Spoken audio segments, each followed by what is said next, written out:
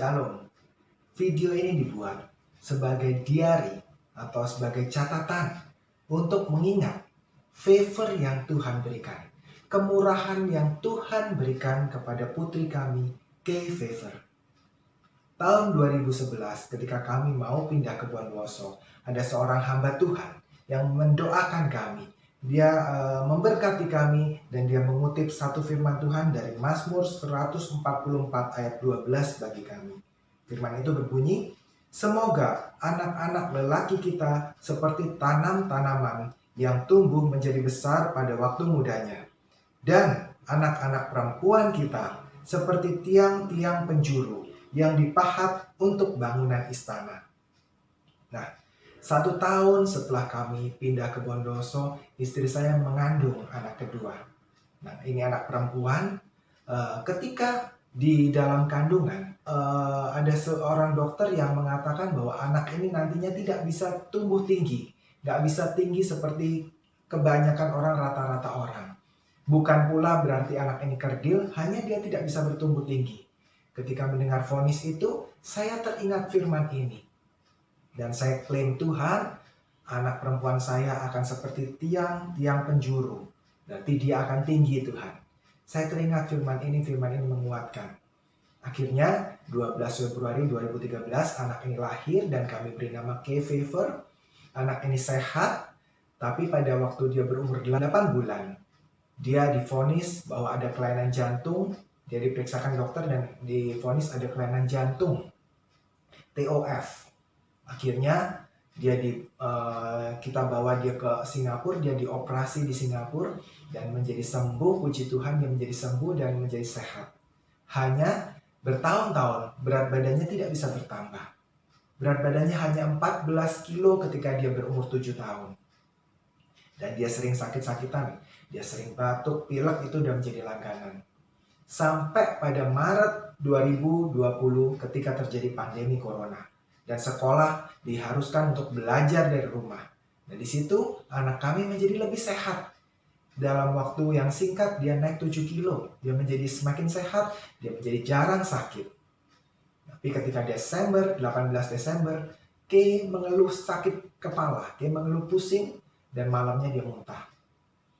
Singkat cerita, gejala ini semakin memburuk. Akhirnya 4 Januari, Kay mengalami pusing yang tidak tertahankan. Ketika kita bawa dia ke rumah sakit, dia katakan pusingnya nggak kuat. Dia bilang pusing nggak kuat, dia ketok-ketok sampai dia ketok-ketok tembok yang di dekat dia dengan keras sekali karena rasa sakitnya. Akhirnya singkat cerita 4 Januari kami bawa dia ke Jember untuk di MRI dan ditemukan ada abses cerebri di otaknya. Ada semacam abses atau semacam bisul yang besar, yang sudah menjadi besar di otaknya, sekitar hampir 7 cm. Dan itu sudah mendorong garis tengah otaknya. Sehingga anak ini menjadi kesakitan, sangat kesakitan karena otaknya mendapat tekanan yang sedemikian luar biasa. Nah, akhirnya dia harus dioperasi kembali. Otak ini harus dioperasi.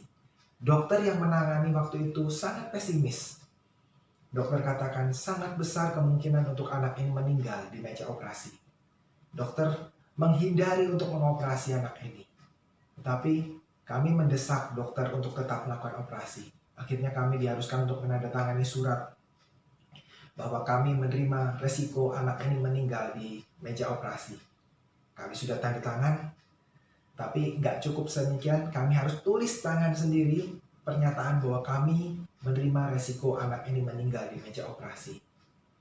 Akhirnya dengan pergumulan, dengan doa dan iman yang hampir pupus, akhirnya kami mengantarkan anak kami untuk dioperasi. Operasi berjalan selama 9 jam dan Tuhan bekerja luar biasa. Mujizat Tuhan dinyatakan. Kay selamat dari meja operasi. Kay berhasil keluar dari ruang operasi. Ditemukan bahwa ketika otaknya dibuka, di permukaan otak sudah ada nanah. Bukan hanya di dalam otak yang terjadi abses atau bisul itu, tetapi di permukaan otak pun sudah banyak nanah ditemukan di situ. Operasi itu selesai tanggal 6 Januari 2021. Tanggal 7 Januari 2021, Kay sempat kehilangan nafas. Mukanya sudah membiru, nafasnya sudah berhenti. Tapi kita kembali berdoa. Saudara-saudara yang kita kenal, kita hubungi untuk berdoa. Sahabat-sahabat, bahkan orang-orang yang tidak kenal, berdoa bersama-sama untuk Kay. Dan puji Tuhan, Tuhan bawa kembali Kay. Tuhan hembuskan kembali nafas hidup ke dalam Kay. Kay berhasil untuk bernafas kembali. Kay hidup kembali. Bahkan Tuhan buat mujizat lebih lagi. Tanggal 8 Januari 2021, dokter katakan anak ini harus batuk. Waktu itu Kay dipasang ventilator. Kay dipasang ventilator atau alat bantu pernafasan. Dokter katakan Kay harus bisa batuk supaya alat ini bisa dicopot. Batuk itu menandakan bahwa paru-paru Kay cukup kuat sehingga alat ini bisa dicopot. Dan ketika tanggal 7 Januari Kay mengalami hilang nafas, dokter sudah katakan tidak mungkin untuk alat bantu ini dicopot dari Kay. Tidak mungkin untuk alat bantu pernafasan ini dicopot dari Kay. Kay tidak bisa lepas dari ventilator. Dokter katakan demikian. Kay tidak bisa lepas dari alat bantu pernafasan. Tapi Tuhan buat mujizat lagi. Tanggal 8 Januari, Kay bisa batuk. Sehingga dokternya terkejut. Wah, ternyata dia bisa batuk. Dan waktu itu dokter katakan nanti kalau Kay susah nafas akan dibuat lubang. Untuk membantu Kay bernafas akan dibuat lubang di tenggorokannya Kay. Untuk bypass pernafasannya. Dan Tuhan buat mujizat lagi. Tanggal 10 Januari di mana Kay dijadwalkan untuk dilubangin lehernya untuk membuat bypass pernafasan di lehernya. Justru tanggal 10 Januari alat ventilator itu bisa dibuka dari Kay. Tuhan buat mujizat, Tuhan buat favor bagi Kay. Nah, melewati ini semua, saya teringat lagi kepada Mazmur 144 tadi. Mazmur 144 ayat 12.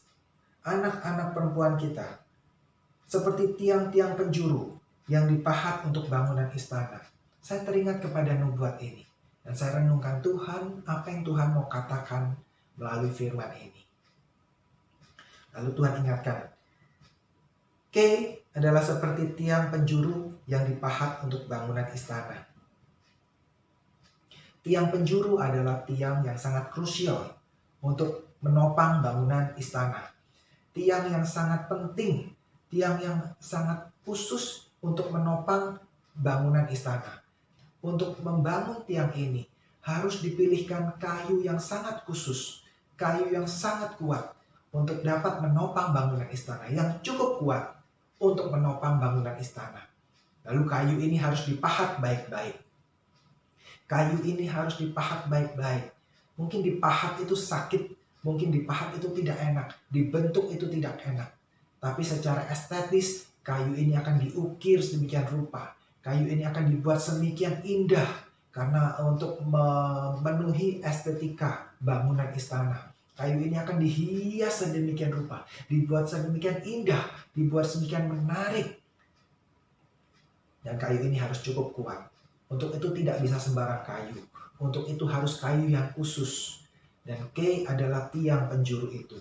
Kay adalah kayu itu yang dipilih untuk menopang bangunan istana.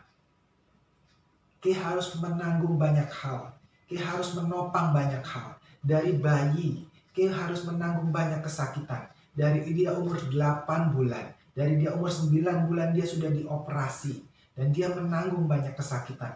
Ketika dia mengalami abses di otaknya. Dia mengalami pusing yang sedemikian rupa. Dia mengalami kesakitan yang sedemikian rupa. Kami sebagai orang tuanya gak tega melihat kesakitannya. Ketika dia harus masuk ruang operasi dan pasca operasi, setelah operasi, dia masih banyak menanggung kesakitan. Kami sebagai orang tuanya sepertinya nggak tega melihat anak ini menanggung banyak hal. Tapi Tuhan ingatkan satu hal. Tiang penjuru itu berdiri di atas batu penjuru. Tiang penjuru itu ditaruhnya di sudut-sudut ruangan. Tiang penjuru itu adanya di sudut ruangan untuk menopang bangunan istana itu. Dan Tuhan Yesus adalah batu penjuru. Tuhan Yesus adalah batu penjuru. Batu yang dipilih baik-baik dan ditaruh untuk menyambungkan kedua dinding. Jadi sudut ruangan. Yesus adalah batu penjuru. K dipilih Tuhan sebagai tiang penjuru. K akan berdiri dan K harus berdiri di atas batu penjuru. Kita melihat K menanggung banyak hal. K harus kuat menanggung bangunan istana. Kita melihat K menanggung banyak kesakitan, menanggung banyak kesulitan yang kita nggak tega melihat dia menanggungnya. Tapi sebenarnya dia berdiri bukan atas kekuatannya sendiri. Itu yang kita yakini, itu yang kita percaya. Dia berdiri di atas batu penjuru, yaitu Kristus sendiri. Jadi bukan kekuatan K yang menanggung semuanya itu. Adalah kekuatan Kristus sebagai batu penjuru di mana K berdiri, itulah yang menanggung kekuatan itu. Itulah yang memberikan kekuatan itu kepada K. K berdiri di atas dasar Kristus. Kekuatan K menanggung segala sesuatu bukan dari dirinya sendiri, tapi di atas dasar Kristus yang memberikan kekuatan kepadanya. Itu yang menjadi penghiburan bagi kami ketika kami melihat penderitaan K, ketika kami melihat kesakitan yang dialami K, itulah yang menjadi penghiburan kami. Kami percaya ada pekerjaan besar yang luar biasa yang Tuhan sediakan bagi K. Masa depan yang luar biasa yang Tuhan sediakan bagi K. Karena K akan dipakai sebagai tiang penjuru yang dipahat baik-baik. Dipahat mungkin gak enak, dipahat mungkin sakit, tapi dia harus menopang bangunan istana. Ada pekerjaan besar yang Tuhan sudah sediakan. Ada rancangan masa depan besar yang Tuhan sudah sediakan bagi K. Kami bersyukur, kami berterima kasih untuk dukungan semua rekan-rekan, semua teman-teman, sahabat-sahabat, bahkan orang-orang yang tidak kami kenal. Dukungan baik dalam dukungan doa, dukungan dana, dukungan segala macam yang mereka dapat kerjakan untuk kami. Terima kasih. Tuhan Yesus memberkati dengan berlimpah-limpah sesuai dengan kekayaan dan kemuliaannya. Tuhan memberkati. Amin.